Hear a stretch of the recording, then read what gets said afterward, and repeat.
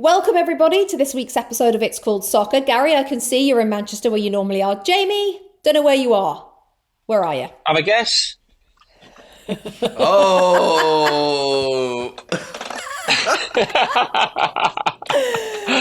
I'm definitely not in Liverpool. Yeah, I'm having an absolute whale of a time. No, it's brilliant. Where are you?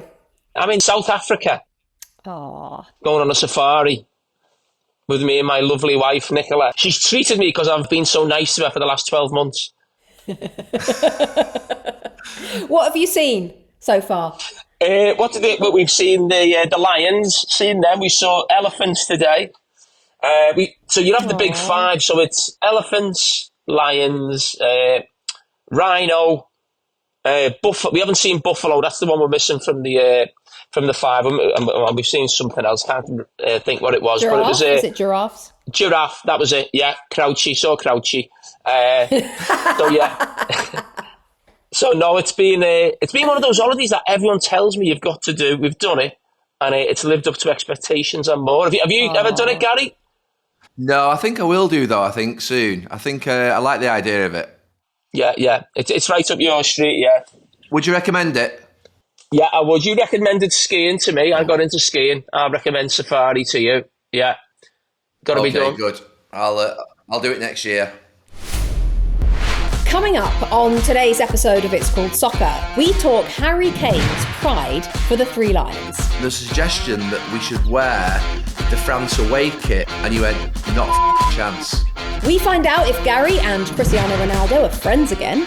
Are you back mates with him now? No, you've been spotting lions and buffaloes and tigers. I've been watching international football and Cristiano Ronaldo scoring goals. We look ahead to Ruben Amorim's first game in charge of Manchester United. This squad isn't made to play three at the back. I don't know what you're shaking your head for. It's pretty obvious. And our special guest this week is the NFL cornerback, Josh Norman. Josh, did you ever select Jamie Carragher or Gary Neville on your FIFA team? Oh no, I didn't.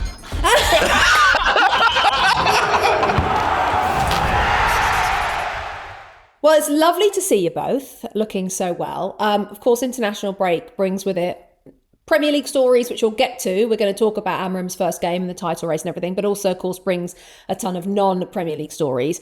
The place I wanted to start with you both, Harry Kane and England, is somewhere I want to go, particularly Harry Kane, because of those comments that I know you guys know. I'm just going to remind anyone watching, if they haven't heard them, the comments he made during international break when a lot of England players were withdrawing from the squad. And he said, I think England comes before anything. England comes before club. It's the most important thing you play as a professional footballer. And Gareth Southgate was hot on that. And he wasn't afraid to make decisions if that started to drift from certain players. I think it's a tough period of the season.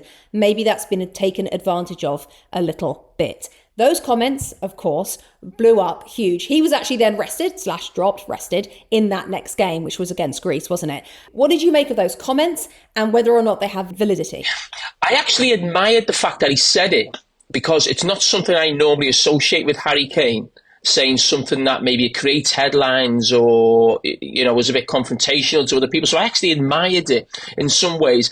I do actually think he's right in that I do think some of those players did miss this trip and could have made it. I do believe that.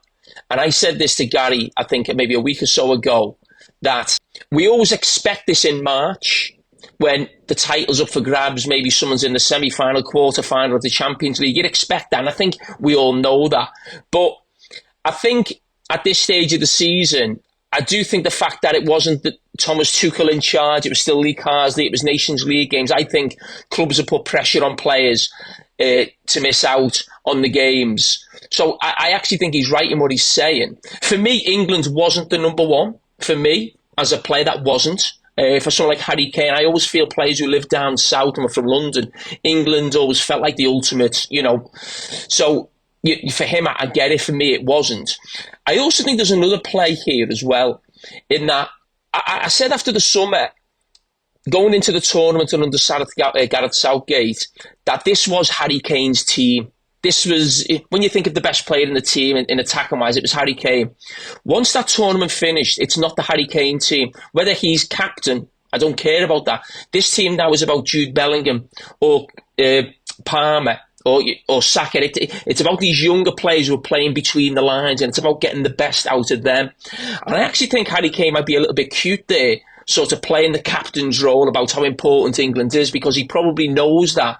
And it's almost just a little message maybe to the incoming manager, who he knows really well, is, I really value England. It's the most important thing for me. I'm the captain. I'm your man. I'm going to be here every trip. And it was almost putting a marker down, because maybe he realises between now and the next tournament, he's got a big fight on his hands to still be in the starting 11. That's really interesting, actually. I want to pick up. I was going to ask you that anyway. So, Gary, let me come to you on that. We'll come back to the comments maybe in a tick. But he's going to be 33 on the 28th of July, 2026. So he'll go into that World Cup virtually 33.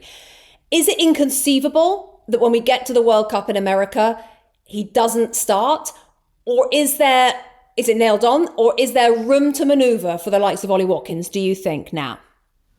Yeah, I mean, ultimately, I know different players treat this differently, but I always felt that playing for your club, playing for your country, you know, when you're climbing that mountain at the start, you sometimes end up out of the team, then you get to the top and you're always in the team, and it's natural that at the end, very much the same happens, that sometimes you play, sometimes you don't. I don't see what the problem is with it, but this has happened quite a few times with England, with what would be star players over the last 20, 30, 40 years when they're coming towards the end of their career. It happened with Wayne Rooney most recently, when there was an element of, should he drop him, should he be picked, should he be in the squad, should he play midfield? All those sort of questions start to occur. I feel really relaxed about these situations purely because of my view on it, that, you know, at the start of your career you end up in and out of the team because you're trying to break in. At the end of your career you're in and out of the team because of your fitness and the fact that you're decreasing your levels of performance. I hope Harry Kane, to be fair, is what I would call a happy squad player, that he's happy to be a real contributor. Harry Kane can be a brilliant contributor in this next World Cup. Do I think he should start every single game? No. Do I think he should start certain games? Yes. If England are dominating possession high up the pitch in certain games against opposition whereby they're going to sort of be looking for a finisher in and around the box, I'd say Harry Kane plays. If they're looking at playing on the counter-attack maybe in certain games, or games where they need to be a little bit more high tempo, maybe he'll have to come out of the team. But certainly playing every 4 days in the heat that could exist in the US in certain cities and states, I don't think it's a problem at all. In fact, I would take the pressure off it completely. I think Lee Carsley handled it perfectly. There's no problem with it. I'm leaving him out of this game. He plays the next one. Jinky's being a bit cute, because he also did another interview, actually, I heard, where he was very bullish about his future, this is Harry Kane, about how he's not going to be done after the next World Cup. Is he, do you think, sending a little message? He's a lot more serious, a lot more stern, and a lot more of a leader than I think people would probably sort of recognise from the outside. I remember we were playing France at Wembley, and Harry, I remember being in the team meeting, there was a suggestion, I think I relayed the suggestion, of exchanging shirts with the players at half-time, or even wearing. There was a suggestion that, I think there'd been a tragedy in France, and there was a suggestion that we should wear the France away kit and they should wear the France home kit or something like that. He was only, I would say at that time, Harry Kane, would have been 2015-16, so you're talking 8-9 years ago, and he went, not a chance. Wow. I'm not wearing a France kit. He's very passionate about his country. Honestly, it really hit home to me. He said it quite quietly, quite privately. He's really serious about England. And when you have a career like Harry Kane's had, and I don't say this disrespectfully, where you've played at, say, a Tottenham or a West Ham, I think of Bobby Moore as an England player. I think of Gary Lineker, Harry Kane as England players. They're fantastic international players. Some players you sort of align with their clubs because of what they've done at their clubs, but some players you don't. You align them with the country. Peter Shilton's someone I always think of as being an England player. So I think that's a fantastic thing. And Harry Kane will be remembered mostly, I think, at his end of his career because of his England achievements and what he's done and being England captain. He's very proud of that. And so I think that people, one, maybe misunderstand his seriousness and his leadership qualities, but also I think the respect and the authority he has in that dressing room. But I think the authority that Harry Kane has in that dressing room is a good authority. It's a good standards authority. It's not one coming from a place of ego or anything like that. I think, to be fair, can I say that I'm happy with both things? That lads should be looking after, the City players, Arsenal players, Liverpool players, they're under pressure to win a league at their clubs. I know that Harry Kane is in Germany, but they're under pressure to win a league for their clubs. There's so many games and the clubs are looking after the players and they're applying pressure to the players. I've been there. And so I actually got a little bit of sympathy for the players who have pulled out. I also think it's right that Harry Kane is right to call it out as well and say, lads, I'm sorry, this is not acceptable. Yeah, that's fair. And I think also that if the FA had managed to get Tuchel to start after he was announced, maybe we wouldn't be having this conversation, because I think a lot of players would have seen that and thought, well, I don't have to do anything until he comes in. Another superstar international we need to talk about, Kylian Mbappe. Jamie, I'll come to you on this situation. This is really interesting. Of course, most people know he's had a bit of a rough start to his Real Madrid career. Left off the French squad. So last international break, he was injured. This international break, Didier Deschamps said he was left off. He said it was a one-off decision, so not in the squad. He said, this is what Deschamps said, it's a fact that he's in a complicated situation. I'm behind him. He's going through a period that is not the happiest of his career. He wanted to come, I repeat, but I think it's better right now for him. Everyone has the right to have a complicated period. There is the physical, psychological aspect. What's going on, Jamie, with Kylian Mbappe?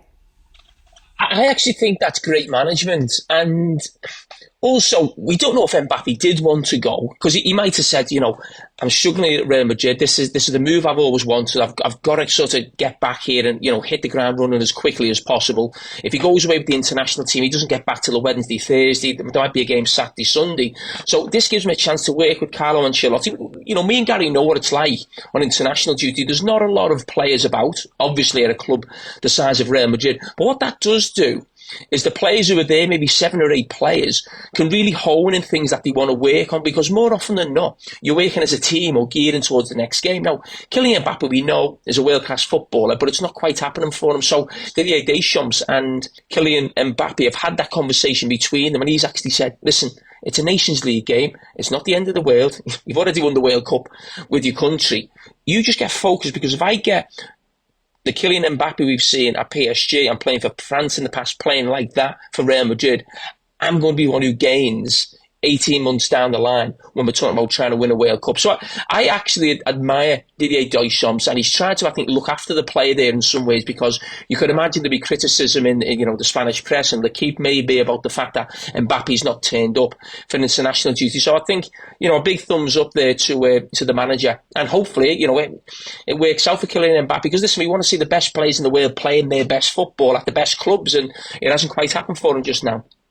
Gary, do you think it's too simple to say that the reason why it's not happened is that, as Jamie said there, at PSG and obviously with France, he is the head and shoulders number one outstanding, and then you go to Real Madrid and you're one of many, and psychologically, and that was the word there that Didier Deschamps used, you're only human. Everyone has an ego. Of course, his is very big, but that is a difficult situation, I'm sure, in any industry to deal with. Yeah, and to be honest with you, I think that it doesn't surprise me that a player who, to be fair, has had massive expectations on him, played a mountain of games over the last few years, has moved to Real Madrid. It's not quite sort of settled there for him. Obviously, the sort of combination of how he fits into the team and how they combine together up front has been a sort of topic of major discussion. But I think they're good enough players to get that right. And to be fair, they've got the best manager. He's lucky he's got a very good manager at club level who's mature, who has been there and seen it and done it. He's got one at international level as well. I actually agree with Carragher that to take him out and actually sort of relieve him for a couple of weeks and let him have a rest. I was going to come actually onto the position before about Harry Kane's comments actually relating to the ones about the players pulling out. There is coming a point here, and we've been talking about this for 15, 20 years, but the more competitions we had, that it just feels like it's getting to that saturation point for everybody in terms of the amount of games that are existing. And when do these players, as much as they get paid a lot of money, when do they actually get that rest that's going to, they deserve 4 or 5 weeks rest in the summer. They're now getting 2 to 3 weeks rest post tournaments before they're back in with their clubs.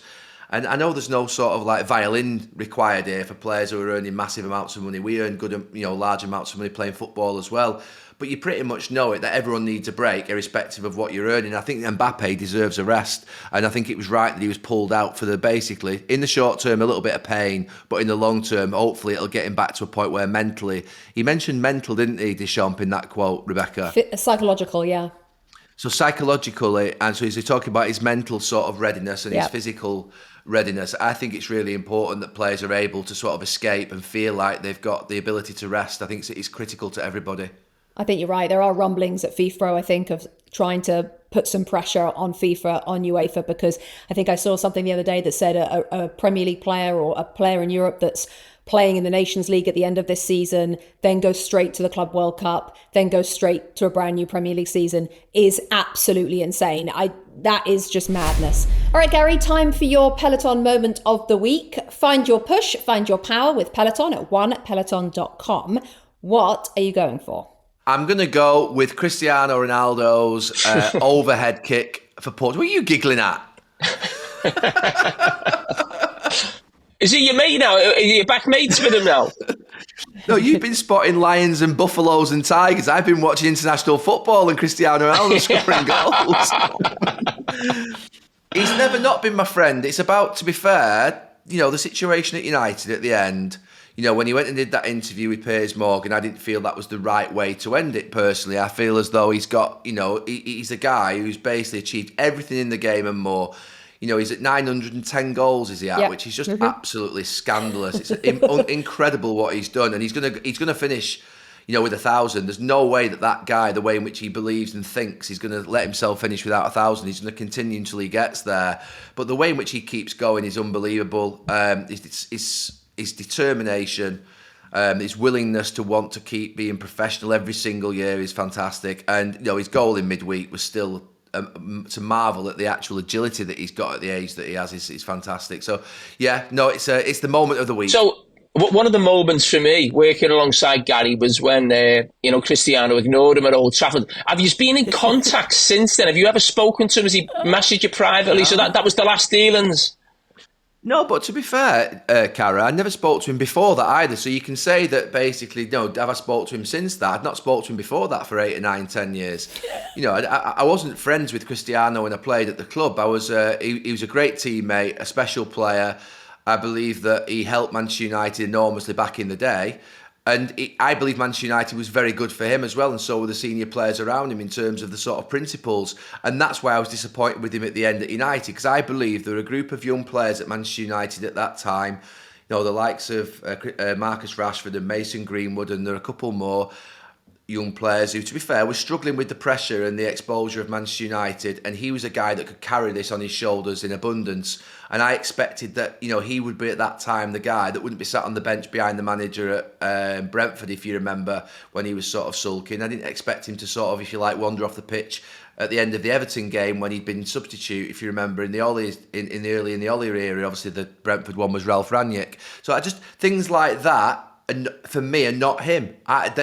They, for me, are points where the leader, the authority in the dressing room, stands up, like Harry Kane's done with England, speaks with authority to make sure the standards are kept. And I just felt as though at times that didn't happen at United. But I'm sure he was incredibly frustrated by the level of football player and football that he was actually witnessing as well, because he's got incredible standards. So I see it from his side, but just a difference of how to deal with it, I think. Jay, do you think going into the World Cup he'll be 41 there? I mean, an outfield player at 41. But is he completely and utterly undroppable for Portugal, Jay?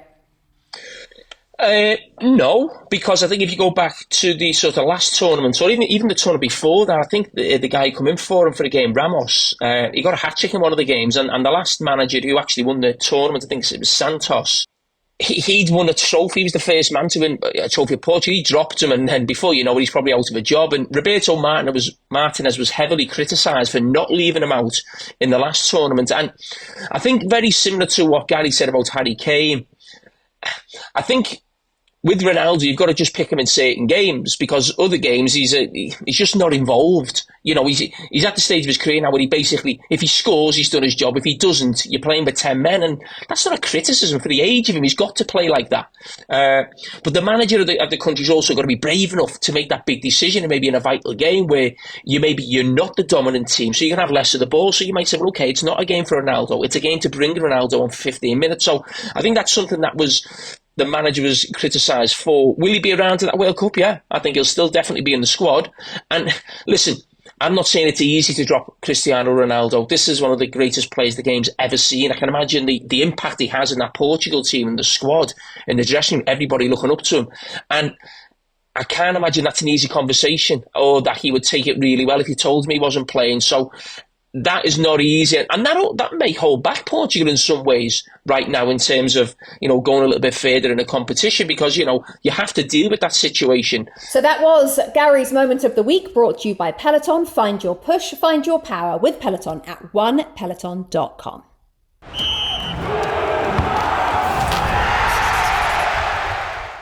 This episode of It's Called Soccer is brought to you by Peloton. I thought my toughest training days were behind me after my playing career ended. But trying to stay fit with my schedule these days, that's a whole new challenge. That's where Peloton can make the difference. Whether you're squeezing in a strength class in your lunch break or need a quick running session to clear your head, Peloton's variety keeps you on track. From recovery workouts to marathon prep, it's like having your own training ground wherever you are. And if your team have had a bad weekend, Peloton's meditation classes are perfect for finding a bit of calm. Plus, with all the Access membership, you've got no excuses. At home, on the road, or at the gym, Peloton's right there with you. Find your push. Find your power with Peloton at onepeloton.com. It's Called Soccer is sponsored by SeatGeek. Okay, everyone, we're right in the thick of sports season. The NBA and NHL seasons are in full swing. We're already halfway through the regular season in the NFL, and this weekend it's the conference semis in the MLS Cup. It is all happening. Whatever elite sport you're into, get your ticket sorted with SeatGeek. I've been checking out the app and it's got everything I need to get to a game. And even better, you can use the code ICS10 to get 10% off any tickets on SeatGeek. That is right, 10% off any ticket, whether you're a new customer or not. Sports, concerts, festivals, you name it. SeatGeek makes it simple to find the best tickets. They've got a rating system from 1 to 10, so just look for the green dots because green means a great deal, red means bad. Nice and easy, right? So grab your phone, open the SeatGeek app and add the code ICS10 to your account.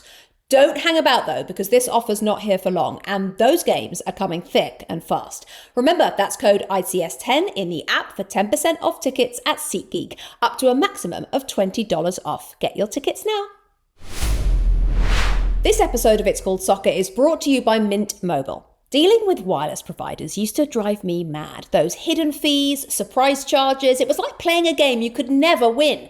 But with Mint Mobile, what you see is exactly what you get. When Mint Mobile says $15 a month for a 3-month plan, they mean it. No tricks, no sneaky upcharges, just straightforward savings. Say goodbye to those jaw-dropping bills from overpriced wireless plans. With Mint Mobile, you'll get premium wireless service starting at just $15 a month. That includes high-speed data and unlimited talk and text on the nation's largest 5G network.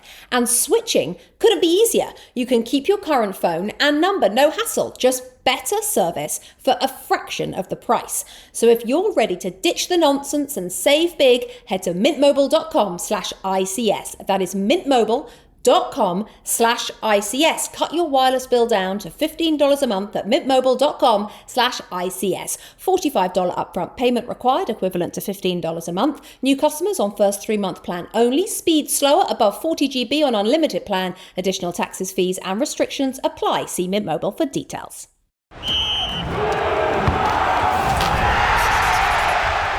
Chaps, next thing I want to ask you about is the players that don't go and do international duty during international break.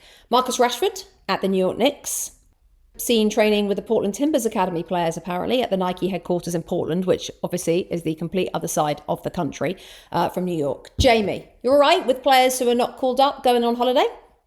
Yeah, because, it's a long 2 weeks. The managers always give them sort of 3 or 4 days off. Normally, when I was coming to the end of my career, you would play the last game, normally on a Sunday. You'd probably get Monday, Tuesday off, and then you'd be in for 3 days, Wednesday, Thursday, Friday, and then you'd probably be allowed to go away, and you'd probably back in on the Tuesday. So you'd have 3 or 4 days off, and people be... The way it works now, I think the normal supporter can't quite get their head around that if someone's got 3 days off, they go to New York. But listen, the lifestyle these lads have got, the mode of travel, they're probably on private jets or whatever they're doing. It's not a normal thing of like a family going on holiday and all the rigmarole. It's, they're very wealthy guys. They can be sort of anywhere in the world quite quickly. So, yeah, listen, I have no problem with it. You need that little bit of downtime. We've mentioned that, not just physically, but mentally getting away from it. And I used to read, that was the big part that I really enjoyed towards the end of my career, was the international breaks, as a player, so they're getting older physically as well, a little break as well, just breaks the season up for you. So no, I've got no problem with that. Gary, does it annoy you that Casemiro sits in the stands, doesn't really get that much criticism, but because Marcus Rashford decides to sit courtside and because he's head to toe in designer gear, it just seems to annoy people? And he's the one that gets a load of criticism. Yeah, but I think that comes with the territory, and you're this sort of player and you're this sort of stature that, I've got very little sympathy for players who are the stars, who are on the huge money, huge commercial contracts. They want that attention. they need it because that's what fuels them. That's what makes them the great players they are and gives them that adrenaline rush. They're going to get more attention. So I've got no problem with that, with the attention that he gets. I've got no problem with him going away in international break at all. I've got no problem with him, to be fair, in any of the clothes that he wears. He wears whatever he wants. The only thing I would say is, and I'm saying this very calmly because I don't want a Neville hammers Rashford, to be honest with you, because I'm not hammering him. It's been a very difficult period for the club. And it's been a very difficult period for Marcus Rashford. And I always used to think that, to be fair, there was a player I used to play with that used to say that when the times were tough, that basically you go down to that extra level of detail of making sure everything's perfect. You'd take the butter off your toast. You'd literally make sure that you were absolutely looking at every single little 1% of detail that you could. So I used to think that I had to stand in that tunnel when I was going through a difficult time, but even going through a good time, but going through a difficult time, you'd have to think, right, I've got to work my way out of this. I've got to really be absolutely perfect. Every drink, every sleep, every training session, every stretch has just got to be absolutely perfect. So would I think that the most relaxing way to spend your time, whether you're Casemiro, to be fair, and I'll bring him into it, or, Casemiro's 30-odd years of age, Marcus Rashford's obviously in his 20s, is travelling 10, 11 hours. And I, to be fair, I've done that quite a few times in the last few months. You get a bit of jet lag when you go to the US side and when you come back. So is it right that for a 3-4 day jet lag based trip, when you've got basically the idea of training and sort of trying to make sure you're fit, I don't personally think it's the right choice of distance, the right choice of destination. If the New York Knicks were playing 3 hours away, 4 hours away, with a 1 hour time difference, I'd say go for your life, lads, and go and watch. But I think personally, if I was looking at getting the club or being absolutely perfect in myself, I'm just talking about what Gary Neville would do here. And to be fair, I maybe took at times professionalism to an obsessive level.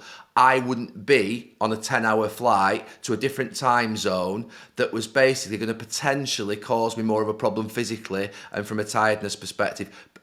At particularly this point whereby a manager's just been sacked and we're going through a tough time and all eyes are on us, I'd lie low, I'd go somewhere and rest, I'd fly somewhere whereby, those Manchester United players that haven't been international breaks, there's some of them that have gone away that you don't know where they've gone to.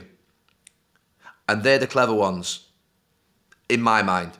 All right, guys, got to move it on. Couple of victories for Mauricio Pochettino against Jamaica, against Steve McLaren's Jamaica during the international break. So the US men's national team looked pretty decent, but then you have to, as always, because of where they are geographically, you always have to take in their opposition. The Give and Go chaps have got a question for you guys about the US men's national team after we've heard very latest. The USA just defeated Jamaica 5-2 on aggregate in a match that I would ultimately consider as Pochettino's most positive one so far, as we get a brace from Pulisic, a golazo from Timothy Weah, and then Pepe as well scoring a goal here at home for the USA. Really good match overall and a good step forward for Pochettino and this team. Yeah, with this result in St. Louis, we really got to see Mauricio Pochettino's tactics come to life. The good news is he's watching AC Milan games. Yes, sir. As we saw Christian Pulisic playing a more free-roaming central attacking position, and we immediately got to see Pulisic's impact from a central position. In that first leg, brilliantly slipping the ball to Ricardo Pepi, and in the second leg, making a central run into the box and finishing a spectacular half volley. The whole offense was clicking today, and I think ultimately it was pretty easy to do that against what I would consider a very weak Jamaican side. So going forward, I'm curious to see how Pochettino can continue implementing his tactics against teams that I believe will be tougher in Canada or Mexico. Even though this was a very good result, I still saw some shaky moments in the center back positions. Specifically Mark McKenzie in both legs looks a bit of a liability and possibly mistake prone. And Tim Ream will be 39 years old come World Cup time. So I do think those two center back positions need to be a point of concern for Pochettino going forward. 100%. And I'd be curious to know from Gary's perspective, how far can a team go if all other players are elite in their positions, but the center back specifically are the ones that are questionable? How far do you see a team going with that sort of structure? All right, guys, so the question, Jamie, I'll start with you. The question they ask is, the US men's national team has a weakness when it comes to centre-halves. Is this a limiting factor for a team? Yeah, I think it is, because I always remember a saying from a coach I had, a very famous football coach at Liverpool called Ronnie Moran. And he used to always talk about the two centre-backs and say, if your two centre-backs play well in a game of football, no matter how poorly the rest of them are, you've still got a chance of winning. And what you're talking about is almost the flip side of that. It's the bedrock of anything. When you're playing in other positions, you know if you've got two good centre-backs, it make you feel safe. So what happens is you'll have Pulisic and other attacking players at the top end of the pitch. I don't think they'll ever be able to give their absolute best if when they're playing there's a fear at the back of their mind that whatever they do may not be enough. And as a coach, when you're not great at centre-back, you've got two options. Do we just go all out attack and back ourselves with the attacking players that we got, or do we actually have to give these two centre-backs more protection than I ideally want to give? Because every manager's looking for a balance, as Pochettino will, between defence and attack, and that's the conundrum you have as a manager. So I think it gives you a huge problem. Can I just pick up on that question? Because I think there's another solution for it, not just in the modern game, but it's been around for a long time. And United are going to have to go to it on Sunday. I actually thought United should have gone to it at the start of the season, because I don't see, if you've got two centre-backs that aren't good enough, and the expectations now of on centre-backs, I think, are far greater than any centre-backs and any defenders that have played in history, because they're asked to push up the pitch. Maurizio Pochettino want them to push up the pitch, irrespective of whether they're quick or not. They're all asked to push up the pitch now. And at times, the full-backs, I know it's come back a little bit in the last couple of years, are detached from them because either one of them's wide or one of them's moved into midfield. So they've got to cover the wide areas. I do think when you've got two centre-backs are not at the level, I do think you have to resort to a back three, personally. And I think that's the only other way around it. Jamie's mentioned about putting loads of protection in front of them. He's talked about sort of, if you like, solidifying the thing around them. But that, to be fair, would mean that Maurizio Pochettino would probably then have to play a way which he doesn't want to play, which is quite rigid and not fluid.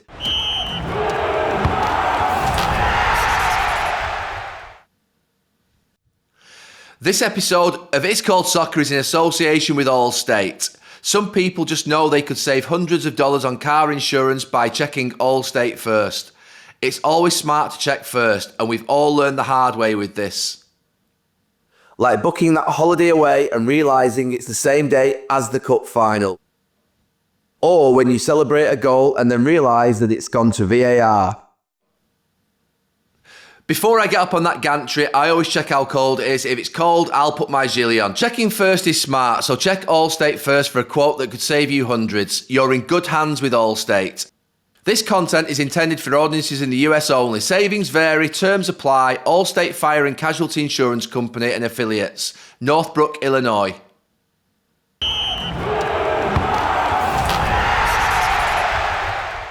Josh, we are so delighted to welcome you to It's Called Soccer. Josh Norman, professional American football player, cornerback. We'll get onto that later. NFC champion in 2016 with the Panthers. We will touch a little bit on that, Josh, on your American football. But we've got to start on It's Called Soccer with your love for the other football, for the soccer, for Manchester United. You're a big fan. Tell us how, tell us why. I see Jamie down there shaking his head. I gotta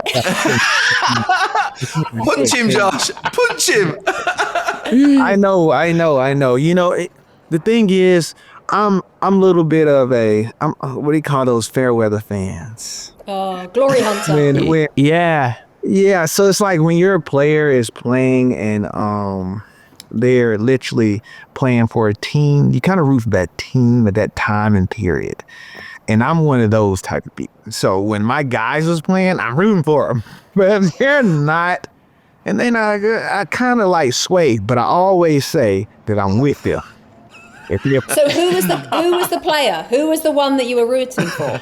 Well, you know, at first it was PSG, Paris Saint-Germain, and then it went from there to Man U. Then went to Liverpool, then it went from Liverpool back to Man U. So then it was like you can't do that. You can't do that, Josh. It's not like a rules of engagement when you across the water, okay? If I'm over there, I understand y'all got a whole like rivalry where y'all like at each other's necks. But over here, it's like, all right, well, we can jump over and back and forth and it not be a problem, okay? Is this all because Josh of Zlatan Ibrahimovic? Yes, that is why. Zlatan was the guy. That's my guy. That's the guy that made everything go. How? How come? Well, first it started with him from PSG when I was in Carolina, back in North Carolina. It started there, and I think for us, we just grew a appetite for the game. They really came in the stadium and everything. It kind of blew up, and I was a big FIFA head. I don't know if you know, the game is really what drew out the love of it. Playing with my brother and my little brother, as we grew up, we was always playing soccer, and this is our rivalry. We just always had it on. Josh, I want to actually just mention that you played FIFA, and we were talking about Zlatan, a legend of the game. I mean, did you ever pick Gary Neville or Jamie Carragher in your FIFA team? Did I ever did a character FIFA? My FIFA? What? No, you can't understand him. I'll translate for you, Josh. Okay. We're too far away. yeah. You're over the pond. We can't reach you.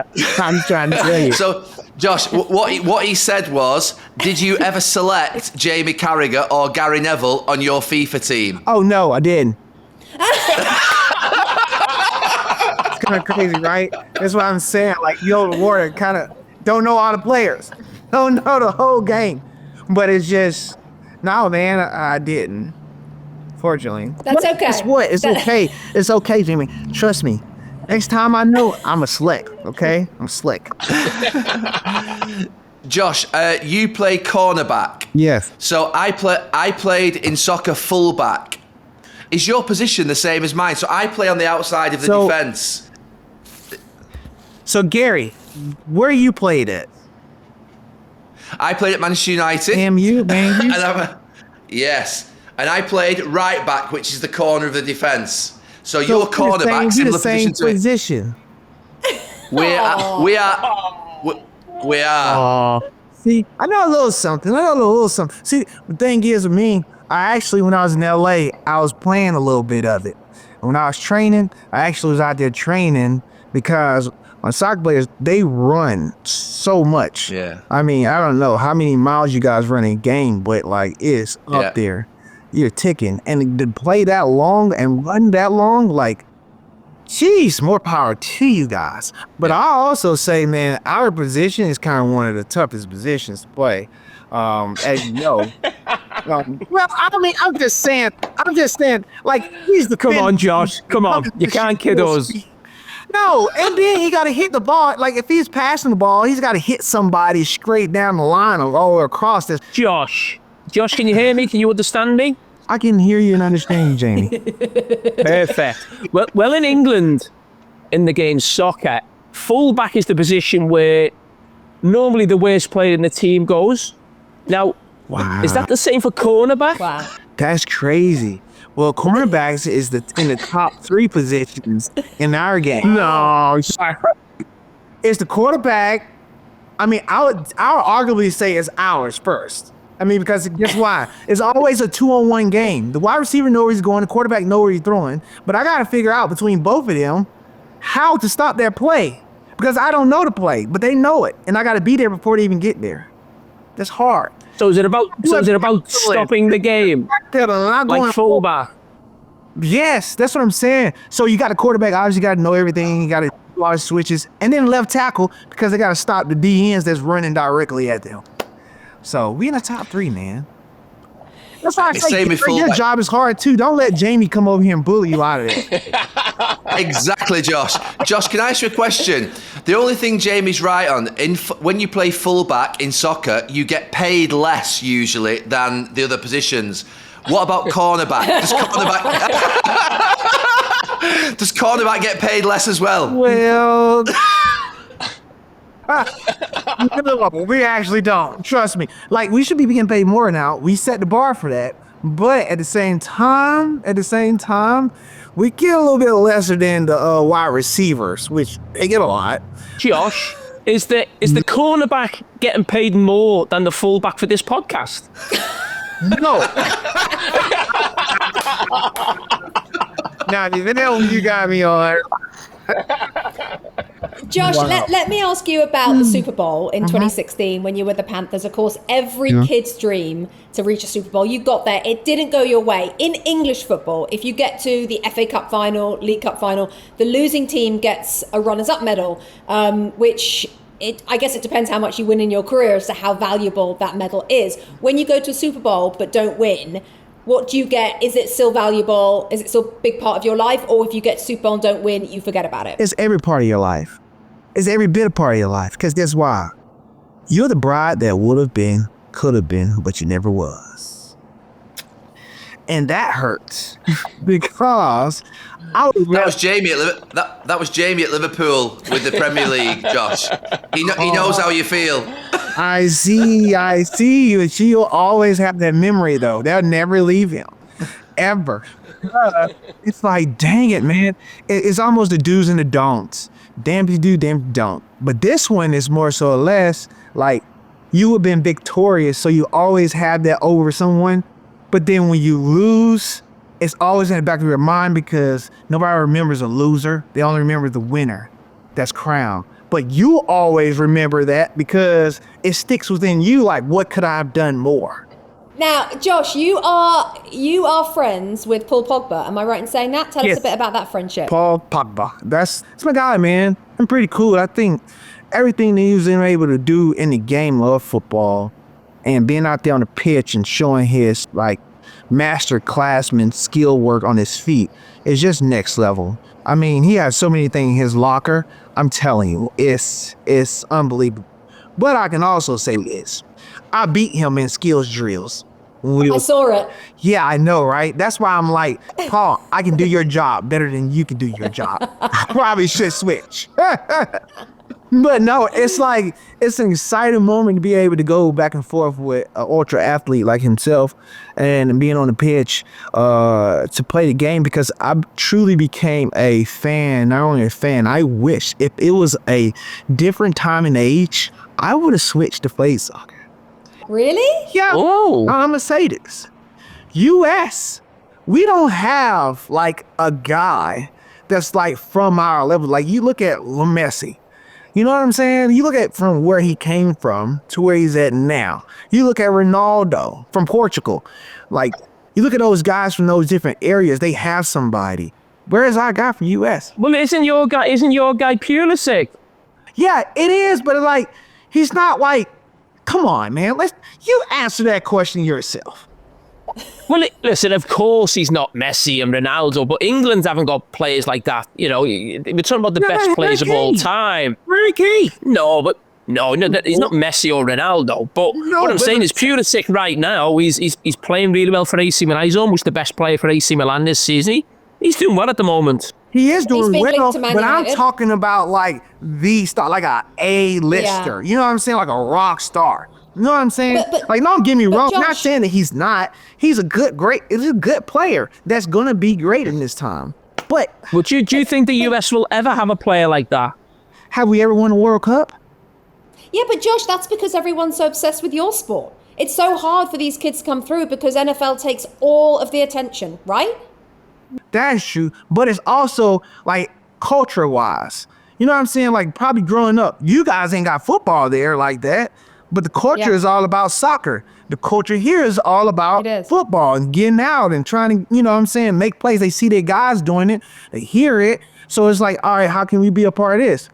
Soccer is not really culturally based and it comes to that. You know what I'm saying? They don't have any academies or football clubs that people are just going to go to and do that. So that's why I'm saying like the mindset and the mind frame is changing it to having the culture be like, all right, let's have some soccer dudes go in there. Now, don't get me wrong, MLS is coming up and maybe trying to take over baseball because they're being the third sport in say in America, but it still has to culture. It has to cultivate, the World Cup 2026, you already know. Mm-hmm. I mean, it's coming. It's going to be here. And so, therefore, everything is going to move. And I'm in Atlanta, Georgia right now. And that's a big soccer town. I'm telling you. But again, it goes to how it all gets like presented. Because guess also, Olympics 2028 is going to be here in the States as well. So we got back-to-back big things coming. And soccer can have this whole movement to where now, oh my gosh, world stage is looking at us. Josh, what does your post-sport career look like? Gary, you trying to offer me a job so Jamie, you gonna put me it's a couple of different ways, man. Like it can be. I'm very much so entrepreneurial facing focused right now. I have a brand, Omni Coffee and Eggs, that I'm an ambassador of, that I'm putting out there into the atmosphere. I'm cultivating that into something extraordinary. We do our very own house syrups in-house. Instead of using them in Toronto's, we have something that they call, if Starbucks gave you pumpkin spice, I'm not giving you a pumpkin spice because I never had a pumpkin spice pie. But I can tell you what my grandma makes is sweet potatoes. Oh, do you put them with the marshmallows, Josh? Yes, with the marshmallow on top, just all that. Yeah. Because guess why? I never had that, but I did have a sweet potato pie, and guess what we got? We have a sweet potato latte. And breaking news. Yes. Wow. Chef's kiss. We call it It's Lord good? Cumming, the Magnificent, because it's that good. You might have to send us some because I'm not 100% sure that sounds amazing, but I would think we should need to try it. Can you send us some, Josh, and we'll give it a try? Send me your address and I'll send it over. I promise you. It's for my gift 1,000%. being on. Amazing. So Josh, in your post-football career, you're going to make sweet potato lattes? Well, I can.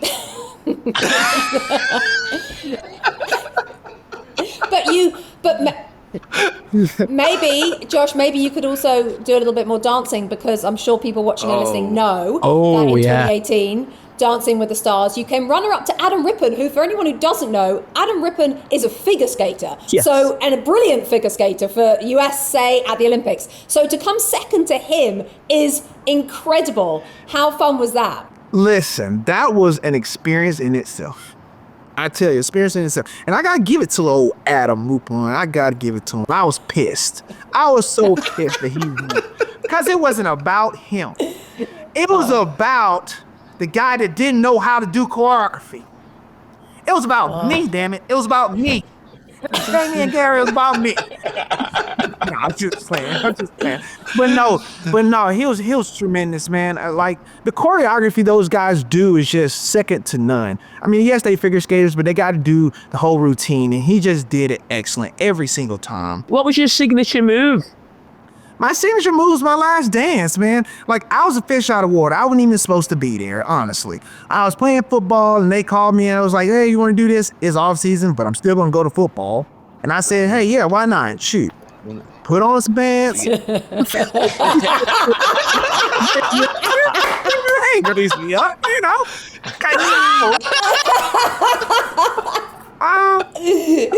Extra in the pot. But, no, so I did it. And it was fun, but I was so nervous. That's probably the most nerve-wracking experience because you got 1 million people watching you. And you cannot miss a beat. Or else it's like, wow, they don't stop the show. It must go on. So my whole thing was, I can do that in football because I got a helmet on. If something happened, they ain't really seeing me. Hell, they seeing, what the face mask would look like. But here, no, I'm like clearly half naked, no shirt on, and I gotta dance and see my face. That's like, and people in the stands going crazy, you gotta get into it. So that's what I did. Honestly, I got into it, I let it rip, and it was an amazing experience. Sharna was my partner. She about killed me doing her exercise. I can remember one day we had 4 dances, and we practiced for 12 straight hours, and I was about to kill her. Josh, it has been an absolute pleasure. We're going to let you go. Okay. Thank you so much for joining us. No. Brilliant. Thank you, Josh. Good luck in whatever you next do. Thank you. Send us that latte.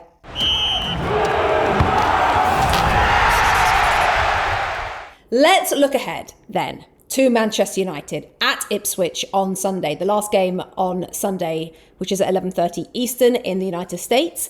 Ruben Amorim's first game in charge of Manchester United. For you, Jamie, are you happy with how the United team can play in a 3-4-3? Or is that going to be shoehorning a system into a squad. Well, it is shoehorning it in, but that's what he has to do. I mean, that he's been brought in. He plays a system. The last manager played a different. What's it? Why is it shoehorn in? I don't understand that. Because the last manager played a different system and ball plays for that system. So what I'm saying is the squad's not made for this system. He's always going to play his. I'm not having a go at him. My point being, this squad isn't made to play 3 at the back. Otherwise, the last manager played 4 at the back. That's the point I'm making. But I don't know what you're shaking your head for. It's pretty obvious. I'm saying it's not shoehorning it in because it's a system that this manager plays, number one. Exactly. So it's not shoehorned. It's a system you would play irrespective. But secondly, you have a go at Rebecca because that was the question she asked me. Is he shoehorning it in? But you could have disagreed with her. No. But my point being, we all know what system he plays, but we can't say this suits the Man United squad right now because this squad has been built for probably the last 20 years on playing a back 4. So there may be certain players it suits, certain players it doesn't. But this manager has to play this system because that's what he does. So and it's not just about the here and now. He's got to put sort of a mentality and values and a system and patterns of play in place. Maybe not just for this season, but for years, 2, 3 and 4. And I've seen a clip on social media as well where I think Manchester United put it out where he was going through little patterns of play. And I was actually trying to look at and see what position certain players were in. It actually looked like Luke Shaw, who must just be back fit now, was almost like a left-sided centre-back. I think Anthony was like a wing-back in this sort of setup. But I've been really impressed with what the manager's said so far, Ruben Amorim. He's certainly got, he's got a charisma, a personality. He's laughing and joking with questions. And he got asked a question that, what if I'm a Manchester United fan, what can I see in day one?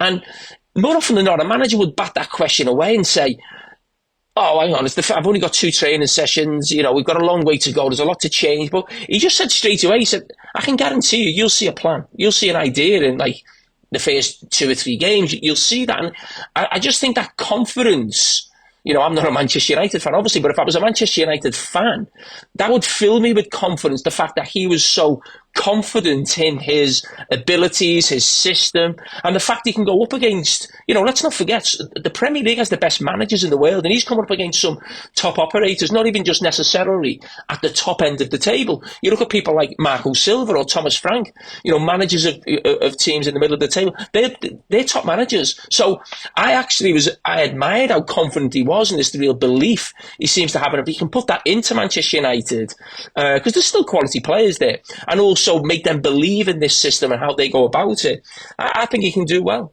I've been stunned, to be honest with you, that that Erik Ten Hag didn't go to a 3 for probably the wrong reasons in some ways. 1, because his centre-back's not good enough to play in a 2. 2, because the full-backs are not good enough to play in a 4 and play one-on-one. 3, because the wingers, to be fair, don't get back and support the full-backs and don't tuck in. So not for the right reasons, but I actually think this squad, I've never seen a squad more built to play this system, to be honest with you, because of the fact that you've got Martinez, you've got Yoro, you've got, to be fair, big centre-backs like De Ligt and Maguire, who, to be fair, look like they need cuddling either side of them. To me, it doesn't look like a squad that's been built as actually a pair of centre-backs. In midfield, you've not got a lot of legs, so you need protection behind it. To me, I was surprised that Erik Ten Hag didn't resort to it when, at the start of the season, first Friday Night Football, I said I think he should go to a 3. You're shaking your head as if I didn't say this on the first Friday Night Football season. You were there, my friend. And to be fair, I'm surprised that to save his job, that he didn't go to that to get more points on the board towards the end. But we'll see what happens when Ruben Amorim does it. He did say that. I'm not shaking my head at that. If Erik Ten Hag would have gone to 3 at the back in his 3rd season at Manchester United, he'd have gone to 3 at the back to sort of cobble along. That once you're in year 3 as a manager at a top club, that's something you might do when you first come in to get you through what you're saying. It was not about getting him through to a certain stage in year 3 when he spent 600 million. He's built a squad to play back 4. I don't think he could have gone to a back 3 because I think that would be basically saying this is over. He had to keep going with his idea and his plan. I don't think this squad is suited to 3 at the back, Gary, because you talk about, we're saying they're suited because they got a lot of centre backs, but who's the wing backs? I think Mazraoui, Malacia, Dalot can all play wing back. I think, to be honest with you, No, but if you play Luke Shaw left, Luke Shaw left centre back as an example, or Martinez left centre back, you can afford to have almost like a winger playing left wing back, because that's what Salford do currently, believe it or not. We have a winger left wing back because we have a left centre back that's comfortable going out as a left back. So I've got at home. Well, who's the left winger? You've just told me Malacia would play there. No, I'm just saying you've got a number of options through the defensive players, like, say, for instance, Malacia or Shaw or Dallo or Mazraoui, or you've got the more attacking options, which could be the likes of, obviously, Garnacho or Ahmad and players like that, Anthony. I'm not saying it's perfect, but that's the way in which I think they'll go. If you've got a left centre-back in a 3 that can go out and play left-back, you can play a more attacking left winger. So, I mean, look, we'll see what happens. I'm fascinated to see what happens. Okay, well, as Jamie said, he talks about having a plan. A really nice quote that he came out with on MUTV in that interview that he did. He talked about he's going to bring principles, identity and character. He said, but if you push me and I have to go with one immediately, I'm going to go with identity, which I think is what has been hugely missing, isn't it, for a number of years at Old Trafford. So that's on Sunday. They go to Ipswich. Want to just quickly touch, boys, before you go, on where the 3 title contenders are this weekend. So, Jamie, Southampton against Liverpool. Any danger at all of a cheeky banana skin, or good to go? I think the only thing you'd worry about is always on the back of an international break. Of notoriously the biggest clubs don't have too many players. With the manager, they're probably getting back, I don't know, Wednesday, Thursday, whereas Southampton have probably had 2 weeks. Not too many players have gone away. They've probably been working since Tuesday on the game plan, and sometimes that can catch a cold. But that would be the only fear. But I think Liverpool. I think Van Dijk has not played in the last international for Holland as well. I'm not too sure how many players. I think Mo Salah was there, so maybe it's not going to hurt Liverpool too much having too many players away on this international break. So it's a game they should win, but let's not forget the one slip up Liverpool have had this season was at home to Nottingham Forest, and that was when Nottingham Forest were not the Nottingham Forest as we see right now. Made a great start in the Premier League. It was just like one of those results that you think, a team near the bottom have beaten Liverpool at home. So it was definitely one that raised eyebrows at the time, and this would be another, Southampton beat Liverpool, but you'd expect Liverpool to win. Yeah, you would, and it'll be interesting to see how Southampton play. I think Russell Martin has just very slowly started to just maybe become a little bit more pragmatic over the last couple of weeks. So that'll be interesting to see how they face Liverpool at home. You talk about Nottingham Forest. Lost last time out, didn't they, against Newcastle? They go to Arsenal, Gary. It's basically now or never. Arsenal, very little wiggle room, as we've said. Games like this have to absolutely, no question, be a victory, or else everyone's going to write them off. Yeah, look, I think coming off the back of the start of the season, there's got to be a real seriousness about Arsenal now up to Christmas, and they've got to close that gap. I think they will, is my honest opinion. I think that there will be a real seriousness about them. I think they'll recognise that this international break, they've obviously, they've probably kept most of the squad together, or they've certainly kept some players back. And I reckon there'll be some harsh words, some sort of home truth spelt out. I think the players will have had a good look at themselves and say, right, if we're really serious, because to be fair, what they've done in the last 2 years, we've all accepted has been really good. But if they don't continue and progress this year, then I think that you'll be seeing a lot of pressure applied, not just to the manager, but the players as well, because they'll be deemed as a nearly team, and they don't want that. So I think it's a big moment, this next 5 or 6 weeks, not just in actual the players, but for Mikel Arteta in how they approach the rest of this season. Okay, and a quick line from you both on the biggest game of the weekend, which has got to be Manchester City against Tottenham, which I think is the late game on the Saturday. That's at 12:30 Eastern over in the US. Tottenham, of course, hot and cold, but very capable of beating Manchester City. City coming off the 4 straight victories and 4 straight defeats in all competitions. I'm so used to saying victories. Gary, I'll start with you. City, Tottenham, go. Yeah, I'm going there on Saturday. And what I've just said about Arsenal rings true about City. I just think Pep's having us over at this moment in time in respect of him, sort of the way in which he spoke in press conferences. I think generally he'll be right at them. I mean, we saw a clip that was released the other day of how he was approaching 4 in a row last year in terms of how no one's ever done it. I reckon that he talked about sort of Arsenal being really serious and Mikel Arteta and the home truths and really getting those players together. So I think that I would expect City to win on Saturday, but I'd also expect them in the next 5-6 weeks just to turn up the heat. Jay? Yeah, I think it's a massive game for Man City because they go to Anfield the following week. Now, that'll be a tough game, but it also gives you a chance to sort of, beat your rival or take points off them. We keep talking about this gap between Arsenal and and Liverpool. But the one between Man City and Liverpool, I think, is 5 points at the moment. Now, that's no big deal at all. But the reason this game is vital is because if City to drop points here, and then Liverpool win the game you'd maybe expect them to at Southampton, then Liverpool go into that game thinking, if we win, we could be 10 points clear of Man City here. So that's how vital this sort of Spurs game is. It's a clash of the top six, if you like, so it's a big game, but it's still a game you'd expect Man City to win at home. So I think it's a big one for them. Love it. God bless the Premier League. It is back this weekend. Jamie, get your hat back on. You got to go find those Buffaloes, my friend. You got to go find them. Tick them off. We're back on the safari, the late night one. We're back out. Yeah, we're going. Cheers, guys. See you next week. Thank you. See you later, next everybody. week. Thank you. See ya. Thank you.